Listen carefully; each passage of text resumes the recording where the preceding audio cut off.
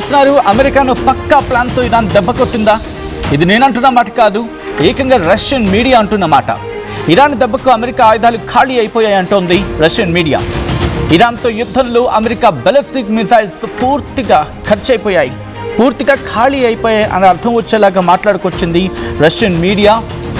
Iran యుద్ధం ప్రారంభమైన మొదటి 7 వారాల్లోనే ఇరాన్తో యుద్ధం ప్రారంభమైన మొదటి 7 వారాల్లోనే 45% ఆఫ్ PRSM మిజైల్స్ వినియోగించింది అమెరికా అంటూ చెప్పుకొచ్చింది రష్యన్ మీడియా.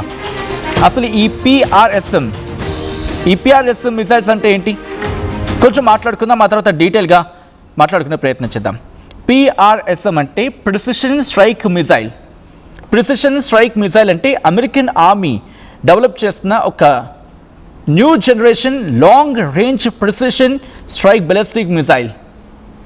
ఇది ప్రధానంగా పాత ATACMS స్థానాన్ని భర్తీ చేయడానికి రూపొందించాలని చెప్తూ ఉంటారు. దీని గురించి మాట్లాడుకుంటే కాస్త టెక్నికల్గా ఇంకా మాట్లాడుకోవాల్సి ఉంటుంది, కాబట్టి ప్రస్తుతం దీన్ని ఇక్కడికే నేను పరిమితం చేసే ప్రయత్నం చేస్తున్నాను. సో ఇంకా దీని గురించి ఇంకా డీటెయిల్గా మాట్లాడుకునే ప్రయత్నం చేద్దాం ముందు.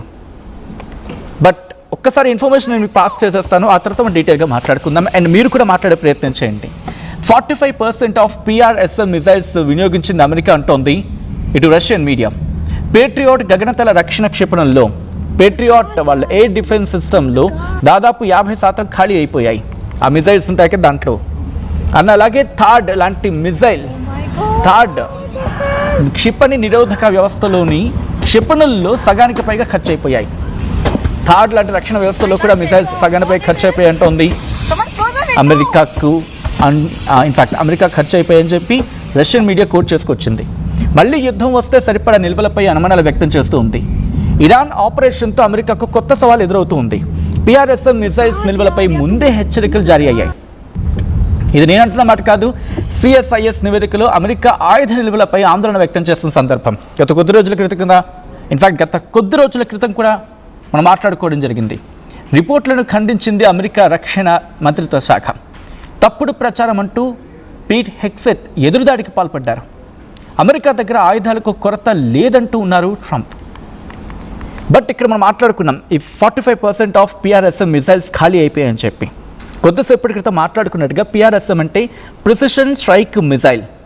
ఇది అమెరికన్ ఆర్మీ డెవలప్ చేస్తున్న new generation long range precision strike ballistic missile. ఇది ప్రధానంగా పాత ATACMS స్థానాన్ని భర్తీ చేయడానికి దీన్ని ఏర్పాటు చేశారు. దీని పూర్తి పేరు మాట్లాడుకుంటే మనం precision strike missile America develop చేసుకుంది. అండ్ ఇది surface to surface ballistic missile. ఇది దాదాపు 500 కిలోమీటర్ల రేంజ్ ఉంటుంది ఇది. అండ్ దీంట్లో ఒక పాడ్లో 2 PRSM మిజైల్స్ ఉంటాయి. ఒక పాడ్ అంటే ఒక చిన్న లైక్ లాంచింగ్ పాడ్ అనుకుందాం. లేకపోతే ప్రధాన లక్ష్యాల గురించి మాట్లాడుకుంటే ఇది కమాండ్ పోస్ట్ని టార్గెట్ చేయగలదు, ఎయిర్ డిఫెన్స్ సిస్టమ్స్ని గురించి మాట్లాడుకుంటారు, లాజిస్టిక్స్ గురించి మాట్లాడుకుంటారు, హై వాల్యూ మిలిటరీ టార్గెట్స్ని ఇది టార్గెట్ చేసుకోగలదు. ATACMSతో పోలిస్తే ATACMSతో పోలిస్తే కనుక ఎక్కువ రేంజ్ ఉంది, ఎక్కువ లాంచర్ లోడ్ అవుట్ కూడా ఉంది దీనికి. ATACMSలో ఒక లాంచర్ పాడ్ సాధారణంగా ఒక మిజైల్ మాత్రమే మోసేది.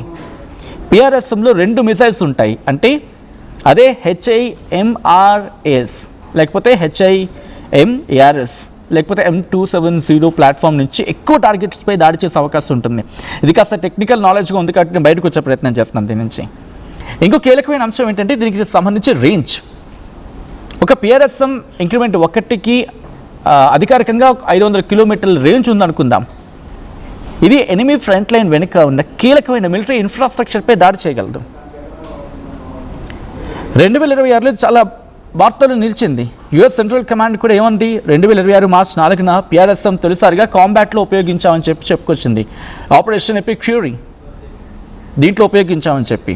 అంటే ఇదొక టెస్ట్ రేంజ్ వెపన్ మాత్రమే కాదు, యాక్చువల్ కాంబాట్లో ఉపయోగించిన ఆపరేషనల్ వెపన్.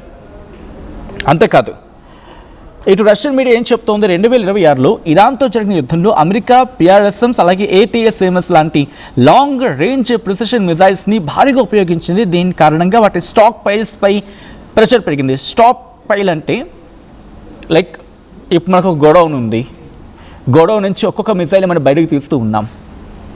అప్పుడు ఏమవుతుంది, మిసైల్స్ ఖర్చు అయిపోతాయి కదా. సో స్టాక్ పైల్ అంటే స్టాక్ చేయడానికి వాళ్ళకి సిస్టమ్ సపోర్ట్ లేకుండా పోయింది. ATACMS is equal to America old long range army missile. PRSM అంటే నెక్స్ట్ జనరేషన్ రీప్లేస్మెంట్. ఎక్కువ రేంజ్ ఉంటుంది, ఎక్కువ లాంచర్లో అంటే ఒక లాంచర్లో 2 మిసైల్స్ను ఉపయోగించవచ్చు. మరింత ఫ్లెక్సిబుల్ టార్గెటింగ్, ఫ్యూచర్లో మూవింగ్ షిప్స్ను కూడా కొట్టగల సామర్థ్యం దీనికి ఉంది అంటే అర్థం చేసుకోవచ్చు. అండ్ ఇప్పుడు ఖర్చు అయిపోయాయని చెప్పి స్వయంగా రష్యన్ మీడియా చెప్పుకుంటూ వస్తుంది. రష్యన్ మీడియా ఏమంటుందంటే అమెరికా యుద్ధంలో అమెరికా భారీగా టాక్టికల్ మిసైల్స్ను ఉపయోగించింది. దీంతో అమెరికా ఆయుధ నిల్వలు భారీగా తగ్గిపోయాయి, ఇంకా పడిపోయే అవకాశం ఉంది అనేది రష్యన్ మీడియా చెప్పుకుంటూ వస్తుంది. ATACMS PRSM మిసైల్స్ను అమెరికా భారీగా ఉపయోగించింది. ఇరాన్పై యుద్ధంలో అమెరికా దగ్గర ఉన్న సర్ఫేస్ టు సర్ఫేస్ టాక్టికల్ మిసైల్స్లో వర్చువల్లీ ఆల్ ఉపయోగించినట్లు అంటే తెలుస్తుందనేది వాళ్ళు చెప్తున్నమాట. సో ఇందాక నుంచి మీకు ఒక మాట వినిపిస్తుంది, ATACMS అని చెప్పి మాట్లాడుకుంటున్నాం ఏంటని చెప్పి. దీన్ని ఆర్మీ టాక్టికల్ మిసైల్ సిస్టమ్ అంటారు. PRSM అంటే ప్రెసిషన్ స్ట్రైక్ మిసైల్. ఎక్కువ డీటెయిల్గా వెళ్ళట్లేదు, బ్రీఫ్గా చెప్పే ప్రయత్నం మాత్రం ఇది. అయితే CSIS ఏముంటుంది, CSIS అంచనా ప్రకారం యుద్ధం మొదటి 7 వారాల్లోని అమెరికా 45% PRSM స్టాక్స్లో కనీసం 45%ని అవగొడేసుకుంది. పేట్రియాట్ ఎయిర్ డిఫెన్స్ ఇంటర్సెప్టర్లో దాదాపు 50% ఖాళీ అయిపోయింది. థాడ్ లాంటి యాంటీ బెలిస్టిక్ మిజైల్స్లో 50%. ఈ ఇంటర్సెప్టర్స్ అంటే మీకు డౌట్ రావచ్చు, ఇంటర్సెప్టర్స్ అంటే ఏం లేదు. ఫర్ సపోజ్ అక్కడి నుంచి ఒక బాణం వదిలేరు, లేకపోతే ఒక మిజైల్ వచ్చింది, మరి ఇటు నుంచి వెళ్ళి వాటిని టార్గెట్ చేసుకొని శాటిలైట్ ఇమేజరీ కావచ్చు, లేకపోతే వాళ్ళకి వచ్చిన ఇన్పుట్ని బేస్ చేసుకుని మిజైల్ ఇటు నుంచి ఒకటి వెళ్తే, ఫర్ సపోజ్ ఇరాన్ నుంచి ఒక మిసైల్ వచ్చింది, లేకపోతే ఒక డ్రోన్, ఎందుకంటే వాళ్ళు చాలా తెలివిగా వాడారు. ఒక డ్రోన్ రిలీజ్ చేస్తే వీళ్ళు భారీగా ఖర్చు పెట్టి పేట్రియాట్ని థాడ్స్ని ఉపయోగించారు. సో ఇటు నుంచి ఒక మిసైల్ వెళ్ళి దీన్ని పట్టుకుని గాల్లో పేల్చేస్తుంది. వాళ్ళొక ₹30 డ్రోన్ ఉపయోగించారు అనుకుందాం, వీళ్ళొక ₹300 మిసైల్ని ఉపయోగించారు. కంపారిటివ్ చెప్పే ప్రయత్నం, ఇంకా ఎక్కువే ఉంటుంది ఖర్చు. అలా అమెరికా భారీగా దెబ్బతిందనేది. ఇంకా రిపోర్ట్ ఏం చెప్తుందంటే అమెరికా భారీగా నష్టపోయింది, స్టాక్ ప్రైస్ని కోల్పోయింది. ఇప్పుడు వాటిని అంటే పునరుద్ధరించుకోవడం, ఎందుకంటే మిసైల్స్ని తయారు చేయడం అంత ఈజీ కాదు, వెంటనే అయిపోయే పని కాదు. అక్కడ ఆ మ్యానుఫ్యాక్చరింగ్ యూనిట్స్ మీద కూడా ప్రెషర్ పడుతూ ఉంది. అండ్ వాటి మీద ప్రెషర్ పడితే ఏమవుతుంది, క్వాలిటీ ఇష్యూ వస్తుంది. కాబట్టి అది వాటిని మెయింటైన్ చేయలేక అండ్ వస్తున్న ప్రెషర్ని తట్టుకోలేక కాస్త సతమతం అవుతూ ఉంది. అట్ ద సేమ్ టైం ఇప్పుడు అందుకే న్యూక్లియర్ ప్రోగ్రామ్ని టార్గెట్ చేసుకున్నామని చెప్పి ట్రంప్ చెబుతూనే పీస్ టాక్స్ అంటూ ఉన్నాడు. మీరు చూడండి, అబ్జర్వ్ చేయండి, ఎప్పుడైతే ఒక చిన్న గ్యాప్ వచ్చిందో, ఆ గ్యాప్ వచ్చిన సందర్భంలో ప్రతిసారి వినిపించే మాట ఏంటంటే అమెరికాకు ప్రస్తుతం వాళ్ళ స్టాక్ పైల్ లేదు, మిజైల్స్ అనేవి చాలా తక్కువగా ఉన్నాయి. మిజైల్స్ అంటే అటాకింగ్ మిజైల్స్ మాట పక్కన పెడితే ఫస్ట్ డిఫెన్స్కి సంబంధించిన మిజైల్స్ ఉండాలి. ఎందుకని క్వశ్చన్ రావచ్చు మీకు. ఇక్కడే అసలు కిట్టుకుంది. కువైట్ నుంచి మొదలుపెట్టి బహ్రెయిన్ కావచ్చు, ఖతార్ కావచ్చు, ఆఖరికి ఒమన్ వరకు కూడా వాళ్ళ మిలిటరీ బేసెస్ సేఫ్గా సెక్యూర్గా కాపాడుకోవాలంటే అట్నుంచి మిజైల్స్ వచ్చినప్పుడు తట్టుకోవడానికి వీళ్ళ ఎయిర్ డిఫెన్స్ సిస్టమ్ అనేది ఉండాలి. దాంట్లో ప్యాట్రియాట్ ఉంది, థాడ్ ఉంది. మరి వీటి నుంచి మిజైల్స్ రిలీజ్ చేయాలి కదా. సో అటాకింగ్కి వెళ్ళడం మాట పక్కన పెడితే ఫస్ట్ డిఫెన్స్లోకి ఉండాలంటే, సో గ్రౌండ్ ఆపరేషన్ పోతే వెళితే పరిస్థితులు మారిపోవచ్చు. సో అక్కడ మద్దతున్న దేశాలను కాపాడాలి.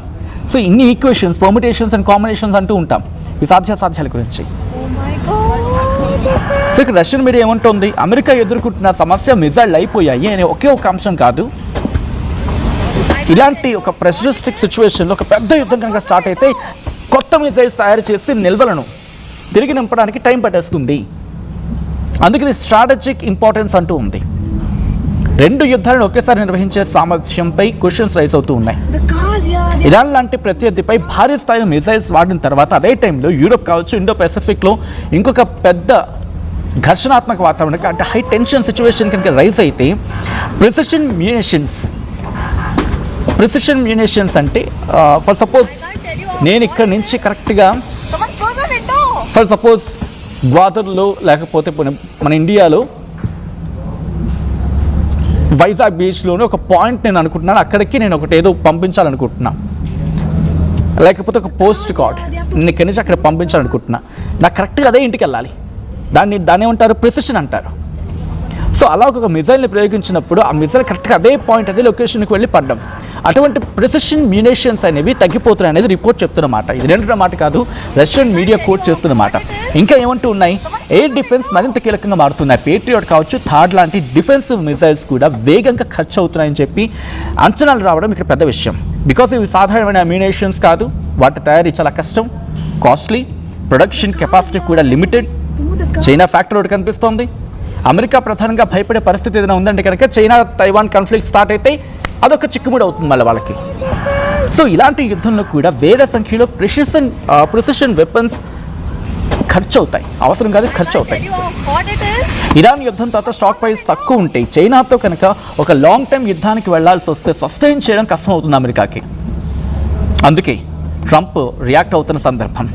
మిజైల్స్ కొడితే మిజైల్స్ కొడితే లేదంటూ ఉన్నాడు ట్రంప్. అమెరికా దగ్గర ప్రపంచంలోనే ఇతర దేశాల కంటే ఫార్ మోర్ మ్యునేషన్స్ ఉన్నాయని, తమకు అవసరమైన దానికంటే ఎక్కువ ఉన్నాయని చెప్పి అమెరికా అంటుందని చెప్పి రష్యన్ మీడియా కోట్ చేసుకుంటూ వస్తోంది. సో ఒక్క మాటలో చెప్పాలంటే ఇరాన్పై యుద్ధంలో అమెరికా తన advanced precision strike air defence మిసైల్ని చాలా వేగంగా ఖర్చు చేసేస్తుంది. ఇప్పుడు వాటి స్టాక్ ప్రైస్ను తిరిగి నిర్మించడం అమెరికాకు అతిపెద్ద సవాల్. ఇది అమెరికా ఫ్యూచర్ని డిసైడ్ చేయబోతోంది. ఇరాన్, రష్యా, చైనా ఈ మూడు ఒకసారి యుద్ధం చేస్తే అప్పుడేంటి పరిస్థితి? ఇది $1 మిలియన్ క్వశ్చన్. నేను మీకే విడిచిపెడుతున్నాను, మీరు మాట్లాడే ప్రయత్నం చేయండి, మీరు కామెంట్ చేసే ప్రయత్నం చేయండి. అండ్ ఇటువంటి సిచ్యువేషన్లో అమెరికా తట్టుకొని నిలబడగలదా? ఒకవేళ చైనా, రష్యా, ఇరాన్ ఈ మూడు కలిసి అగ్రెసివ్ అటాక్కి వెళితే కనుక తట్టుకొని నిలబడే అవకాశం ఉందా? రిమెంబర్, యుక్రెయిన్లో ఉన్న ఈ ఎయిర్ డిఫెన్స్ సిస్టమ్ని కూడా తీసుకువెళ్ళి మధ్యప్రాచ్యానికి ఇవ్వాల్సిన పరిస్థితి వచ్చింది అని చెప్పి ఇంటర్నేషనల్ మీడియా కోట్ చేస్తుంది. Correct me if I'm wrong. ఒక 1 or 2 months before February 28th attack start అయిన తర్వాత. సో అటువంటి సిచ్యువేషన్లో మళ్ళీ అటాక్ కనుక స్టార్ట్ అయితే అమెరికా పరిస్థితి ఏంటి? మాట్లాడే ప్రయత్నం చేయండి అండ్ కమెంట్ చేసే ప్రయత్నం చేయండి. మీ అభిప్రాయాన్ని నిర్మోహమాటంగా, నిస్సంకోచంగా కమెంట్ సెక్షన్లో మెన్షన్ చేసే ప్రయత్నం చేయండి. ఈ కథలో మిమ్మల్ని కాస్త కలవరపరచవచ్చు, దీనికి సంబంధించిన జాగ్రత్తలు తీసుకోవాలని ఆర్టీవీ సూచించడం జరుగుతోంది. This is the disturbing content. Video description is highly advised.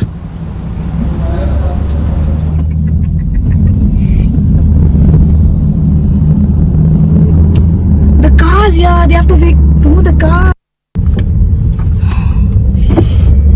Open. Oh my God, this is...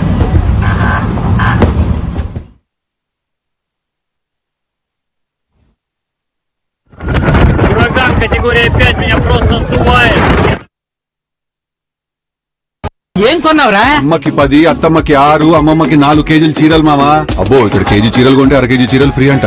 churidar, men's wear, kids wear 1+1, 2+1 మస్తు ఆఫర్లు ఉన్నాయి. మరి ఇంకా మాంగళ్య ఆషాఢం కేజీ సేల్ అంటే తెలుసు కదా. మాంగళ్య షాపింగ్ మాల్ కేజీల్లో సేల్, టన్నుల్లో ఆనందం.